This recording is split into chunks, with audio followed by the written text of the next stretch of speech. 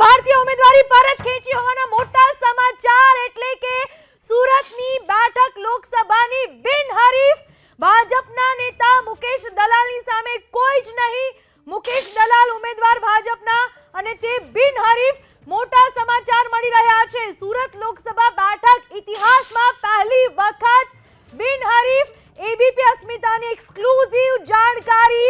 લોકસભા 2024ની ચૂંટણીમાં સુરતની લોકસભા બેઠક પહેલી વખત બિનહરીફ એટલે કે મુકેશ દલાલની સામે કોઈ જ હવે ઉમેદવાર નહીં.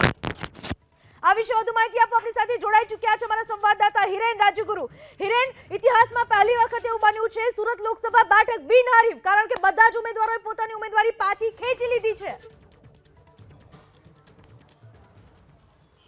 બિલકુલ પૂનમ, એકમાત્ર ઉમેદવાર ભારતીય જનતા પાર્ટીની સામે હતા, બીએસપીના ઉમેદવાર પ્યારેલાલ ભારતી. જે પ્રમાણે માહિતી મળી છે એ પ્રમાણે પ્યારેલાલ ભારતી હાલ કલેક્ટર સમક્ષ ઉપસ્થિત છે અને તેમણે પોતાની ઉમેદવારી પરત ખેંચી લીધી છે.